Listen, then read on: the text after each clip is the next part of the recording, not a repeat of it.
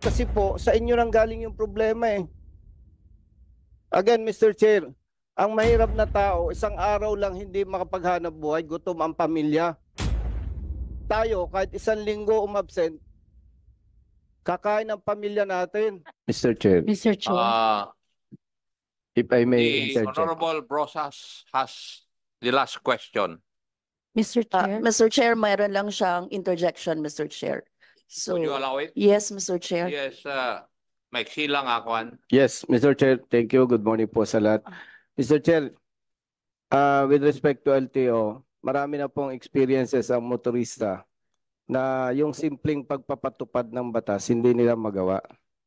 May mga ebidensya po tayo dyan. And Mr. Chair, sa isang maliit na manggagawa, isang araw lang walang trabaho, gutom na ang pamilya. Now, pwede po bang malaman sa LTO, Mr. Chair, kung kailan nila actionan immediately for the possible release of those vehicles na na-impound nila, particular itong mga pampasaherong jeep?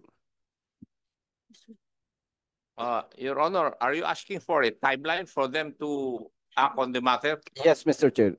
So, bakit kayo po ang sasagot, hindi po LTO? Sir Chair, yung kanina po, kasi Mr. Chair, interesado din po kaming malaman, Mr. Chair. Kasi kung kasama po kami dun sa may pagkukulang, gusto po naming tawagin yung atensyon ng empleyado namin kung bakit hindi nabigyan ng confirmation. Kaya po ang gusto ko po sanang itanong kay Mr. Balbuena at saka kay Mr. Camody, baka pwede niyo pong ibigay yung listahan ngayon habang naghihiring po tayo, ipapahanap po namin kung ang reason talaga ng impoundment ay yung programa ng consolidation.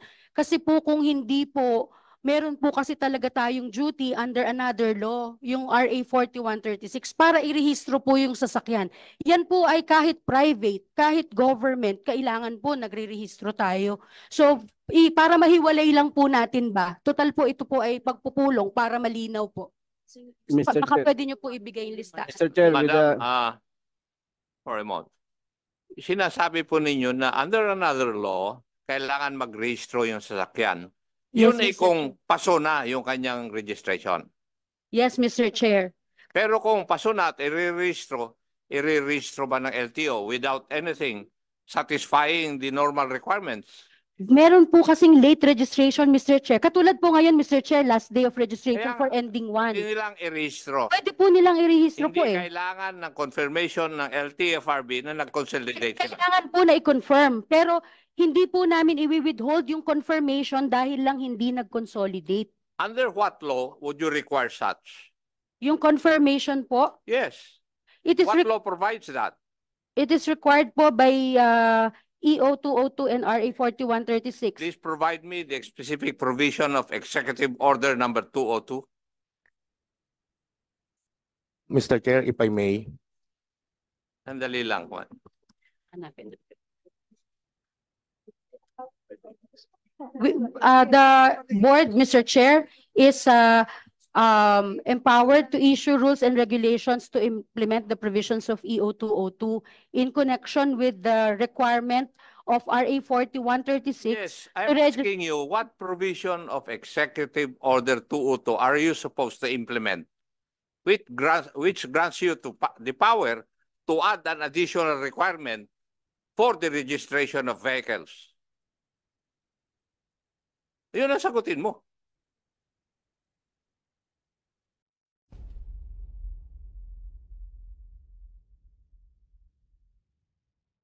Sir, I stand to be corrected, Mr. Chair. It is RA 4136. And what law is that? The Land Transportation and Traffic Code of the Philippines, Mr. Chair, requires prior confirmation by the LTFRB Please read the specific provision. prior to registration as for hire, Mr. Chair. Specific. Are you a lawyer? Yes, Mr. Chair. Yes. So you know bakit ko tinatanong yung specific provision. Attorney Vigor, ano ba yung requirements for registration of vehicles pag nag-lapse na yung kanilang kwan? Ang sa LTO po is... Under the law. Sir, I agreed in 4136. There is no specific provision because at that time, 4136 was created the function of LTFRB and LTO were joined under one single agency. Kaya nga, may mga requirements provided for under the law. Yes, sir. Ngayon, I want to know kung nandun talaga yung confirmation ng LTFRB para ma-rehistro ang isang vehicle pag nag-lapse na yung kanyang registration. Kasi kung ginagawa yung ina-add ninyo, I think you're arrogating unto yourself the power of legislation. Di ba? Kaya, Yes, yes, madam. Mr. Chair, it is under Section 7B of RA 4136. Gumalaw.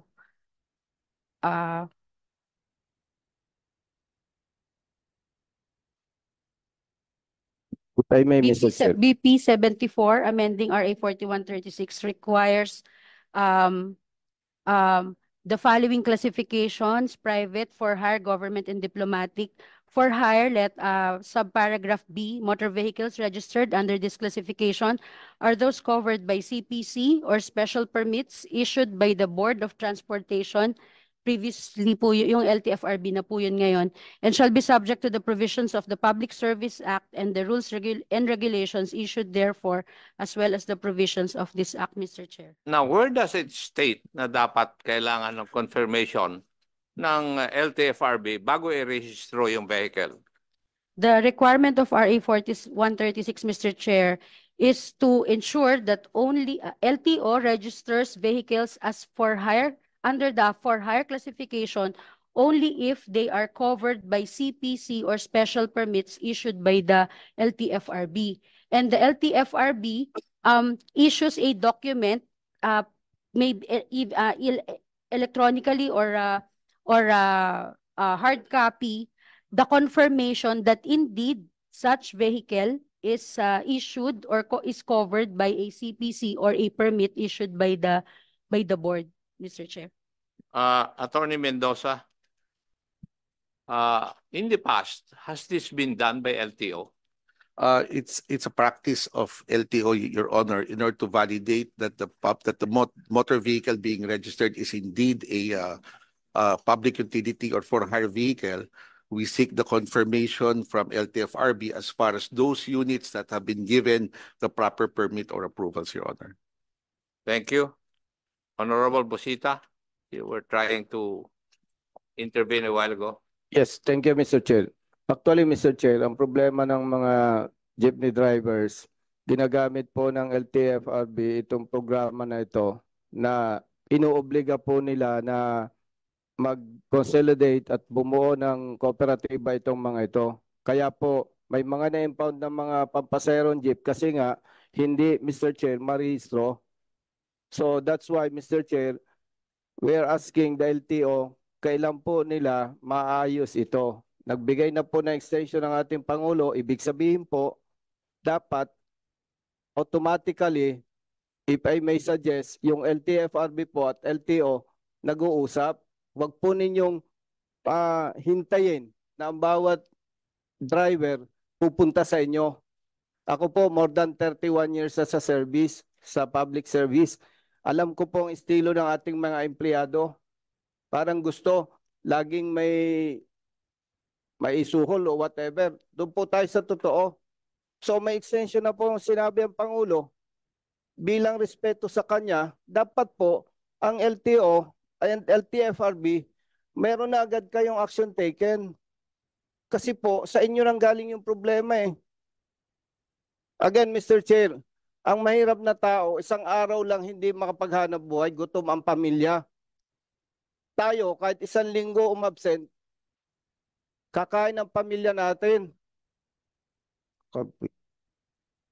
Thank you. Thank you, Mr. Chair. Honorable Busita.